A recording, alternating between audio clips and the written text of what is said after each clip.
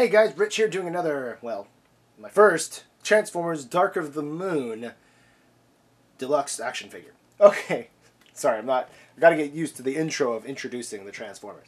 But here today I have the brand new, I believe it's the Wreckers, one of the Wreckers. His name is Roadbuster. He's an Autobot based off of a NASCAR car.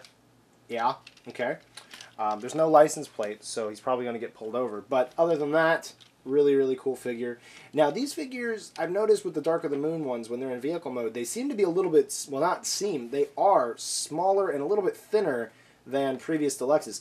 They have about the length the same, but they're definitely not as big of vehicles. And I don't know if that has to do with just the way that the designs ended up working out, if that's something that Hasbro's doing on purpose. I'm not necessarily sure, but it's still a really cool figure. It comes with a weapon here, and this is his gun. And when you pull back here, a chainsaw pops out. Now, on the pictures, it has the chainsaw like this, like it's just in place. But you can't do that, because if I let go of the chainsaw or I let go of this trigger here, it goes right back. I would really love if this actually snapped into place and it stayed like this. So that way you could do either you want it to just be the primary of the gun, or you want it to be a chainsaw gun or just a chainsaw. Let you to be able to decide. I don't really care for spring action stuff because of this, because sometimes the spring action stuff limits what would have been without the spring. So, you know, this isn't necessarily, I mean, it's spring and cog, but you know what I mean. The weapon, if you wanted, can go right here on the top of the vehicle. It has ports here on the sides, but those will end up being his arms later.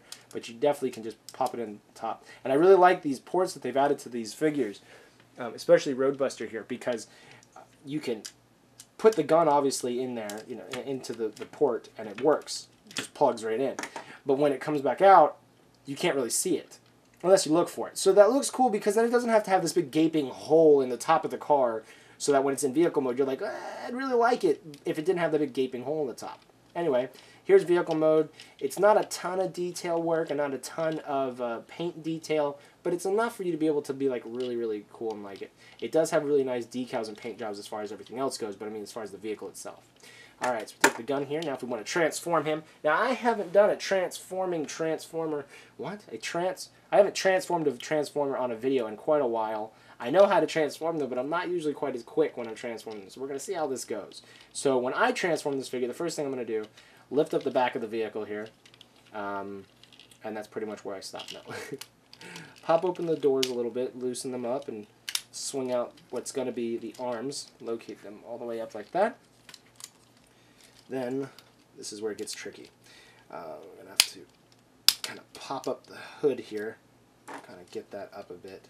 That way we can swing the legs down, open them up, bring them down like that. Okay.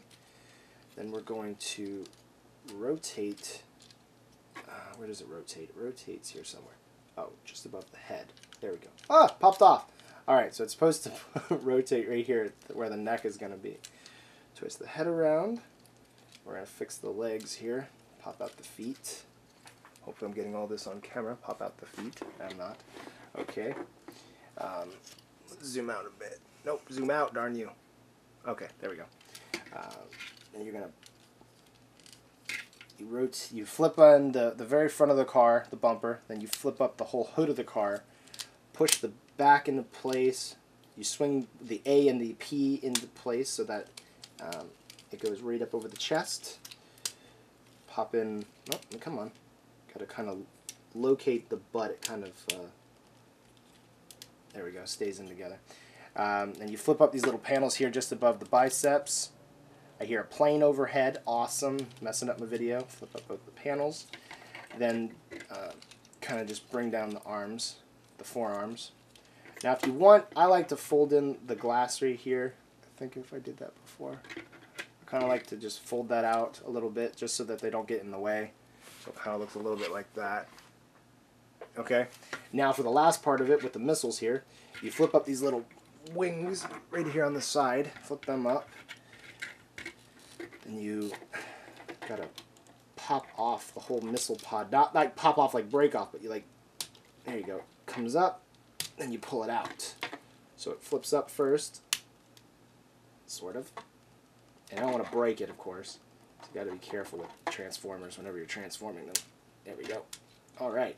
Now, there's a couple different ways you can pose the missile launchers if you want them sticking out really far, if you want them in close. It's up to you, just so that you can see them. I'll leave them in close. But there's the figure. Now, if you want the gun on either of the arms, they have these holes right here on both the arms where the gun can just plug right in. Right in. There we go. Sort of. There we go. Okay. All right, and there's Roadbuster. Now, I gotta say, I actually like this. I wasn't sure. Looking at the packaging, I'm like, I'm not a huge fan of NASCAR. I'm not against it in Transformer form, but I'm not a big fan of NASCAR. So, you know, I'm thinking about all these different figures that are out. Is this one that I really, really want? Do I just kind of want it? You know, whatever. But I gotta say, as a deluxe, considering the fact that he's a very thin car, he comes out looking very cool in robot mode. Gotta say. And these missile pods up here, I counted them. 20 missiles on each side. That's 40 missiles. That is incredible. Now, maybe they're just little shoulder rockets, but rockets or missiles, super awesome. Also, with the gun here, the chainsaw gun. Who doesn't like chainsaw guns? You know? Especially if you like Gears of War. You're like all over that. Gotta say, transformation's not that difficult, but it has a little bit of complexity to it. And I know some people are like, you know, it has to have a ton of complexity, otherwise I don't want it. And some people, like myself, would rather it be simpler, for either just because we don't like spending an hour transforming a robot Rubik's Cube, or we're going to use it in a stop motion or something like that, or if it's going to be for kids. I would say that this one, I would not necessarily say give it to a 6-year-old, maybe an 8 to 10-year-old. I'm not exactly sure what the rating is on the box. I don't have that with me. I threw that away. But just saying, there's not a ton of really, really small parts, so you could give this to a younger child. Or if you want to, you know, if you're a collector, you want to display this and you like NASCAR, you like Roadbuster, gotta say Roadbuster, definitely a win. Pick him up if you're even just mildly interested in him. He's got a ton of weapons. I can't wait to see them in the movie. But anyway, I would probably end up giving him, if I were to rate his paint job, I'd give him maybe a 4 out of 5. It's good, but it's not great. The detail of the Transformer itself, probably give it a 4 out of 5. There could be a couple places, I think, around the feet or something that could use a little bit more detail. And the transforming ease, I'd give it a 3.5 out of 5. It's not very difficult, so it's good. It's a good thing because it's not going to like kill you. And overall, I'm going to give him a 4.5, 4.5 or a 5. He stands easily. Some Transformers, I can't stand the way that they did some of them in the previous movies, where they had these big, blocky, boxy feet, and they couldn't even, like, you know, if the only way they could stand is literally just straight up and down with their legs straight, like they're at military pose. But this guy, he's got a lot of articulation in the legs, which I haven't even covered the articulation yet. I need to do that before I finish giving him a rating. Okay, missile pods, they can't really rotate to the sides, but they can go up and down, and you can wiggle them around and stuff.